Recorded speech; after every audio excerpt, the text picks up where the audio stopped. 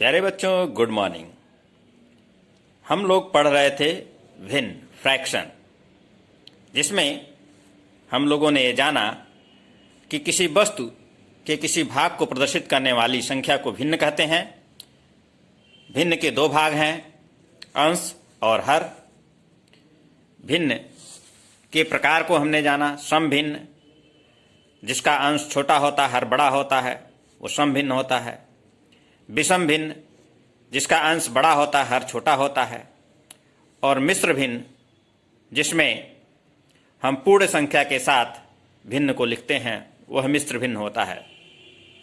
इकाई भिन्न, जिसका अंश एक होता है और हर कुछ भी हो, उसे हम इकाई भिन्न कहते हैं। आइए आज जानते हैं समतुल्य भिन्न, इक्विवेलेंट फ्रैक्शन। समतुल्य भिन्न का मतलब होता है बराबर भिन्न। इसको हम इस चित्र के माध्यम से देखते हैं। यहां देखिए, बराबर बराबर कागज की पट्टी ली गई है, ये देखिए, लेकिन इसमें अलग अलग भिन्न प्रदर्शित किया गया है। जैसे यहां देखिए, इस पट्टी को 1/2 आधा भाग रंग दिया गया है। इसका मतलब है 1/2, यानी 2 खाने में एक खाना रंगा हुआ है। 1/2 आधा। इस तरह से यहां देखिए 2/4, यह भी आधा ही है। उसी पट्टी के बराबर की यह भी पट्टी है, लेकिन इसमें 4 खाने बना दिए गए हैं, 2 खाने रंग दिए गए हैं, तो यह हो गया 2/4। यहां देखिए 3/6, इसी साइज की, इसी के बराबर यह भी पट्टी है, लेकिन इसमें 6 खाने बना दिए हैं, 3 खाने रंग दिए गए हैं, तो 3/6। यहां देखिए उसी साइज की, इसी के बराबर की पट्टी ये भी है, लेकिन इसमें 8 खाने बना दिए गए हैं और 4 खाने रंग दिए गए हैं, तो 4/8। अब इसको देखिए, जहां सारी पट्टियों को एक साथ रखा गया है, देखिए 1/2, 2/4, 3/6 और 4/8। एक ही साइज की पट्टियों में खाने अलग अलग बना दिए गए हैं। इसका मतलब ये कि 1/2, 2/4, 3/6 और 4/8 ये सारी भिन्ने एक बराबर मान वाली हैं। और इससे ही चित्र में भी आप देख सकते हैं कि सभी पट्टियों में आधे भाग को ही प्रदर्शित किया गया है। इसको हम हल करके भी देख सकते हैं। जैसे यहां है, देखिए 1/2, तो ये जो दूसरा है 2/4, उसका मान भी 1/2 ही होगा जब इसको हल करेंगे। 2 से 2 1 अन्य 2 और 2 दूनी 4, ये भी 1/2 हो गया। इसको भी हल कर लीजिए, 3 1 अन्य 3, 3 दूनी 6, ये भी 1/2 हो गया। 4 1 अन्य 4 और 4 दूनी 8, ये भी 1/2। अब यहां देखिए, ये सारी भिन्ने क्या हैं? 1/2, 2/4, 3/6 और 4/8। ये सारे भिन्ने एक समान हैं, एक बराबर हैं। तो इस प्रकार के भिन्नों को हम कहते हैं समतुल्य भिन्न, जहां सारे भिन्नों का मान एक समान हो।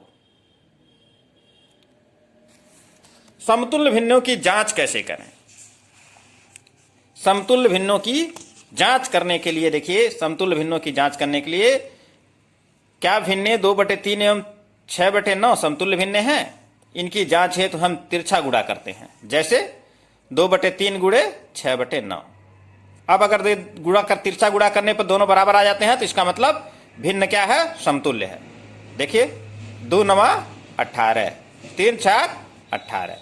चूंकि दोनों पदों का मान समान है, अतः 2/3 एवं 6/9 क्या है? समतुल्य भिन्न है।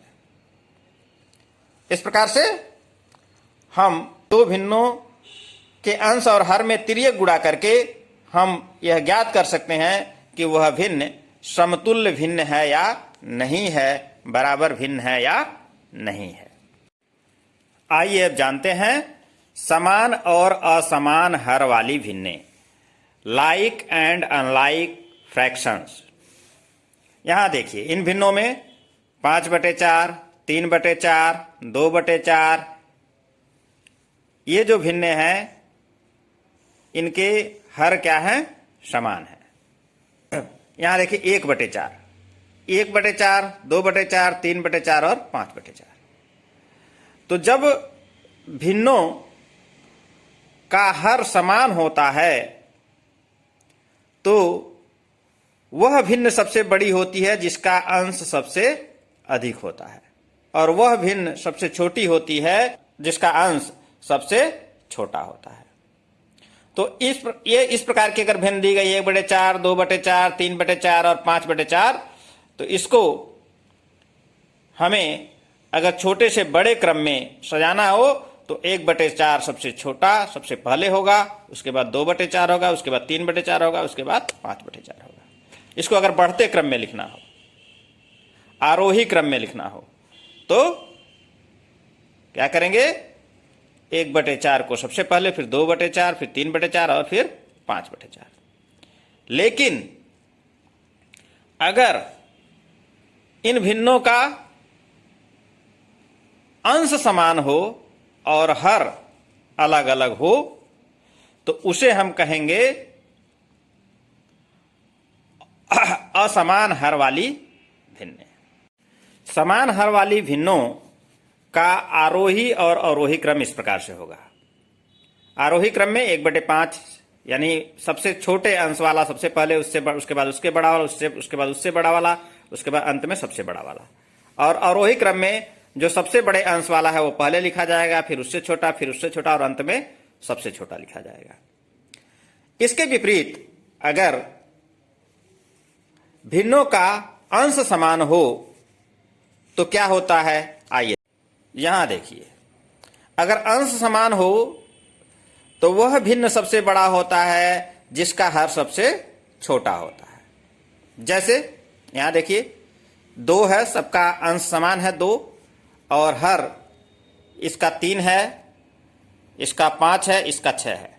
इसमें सबसे बड़ा भिन्न होगा 2/3,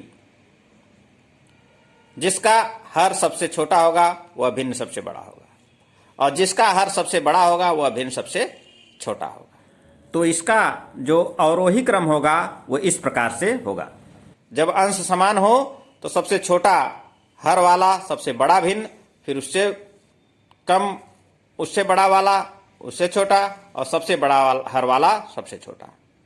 इसका आरोही क्रम होगा, जब अंश समान हो सबसे बड़ा हर वाला सबसे छोटा भिन्न, फिर उससे कम वाला उससे बड़ा, फिर सबसे कम वाला सबसे बड़ा भिन्न होता है। तो इस प्रकार से हम लोगों ने इसमें ये दोनों ही चीजें जानी कि जब अंश बराबर हो तो कौन सा भिन्न बड़ा होगा, और जब हर बराबर हो तो कौन सा भिन्न बड़ा होगा। आज के लिए बस इतना ही। मिलेंगे भिन्न के अगले टॉपिक के साथ। तब तक के लिए धन्यवाद। नमस्कार।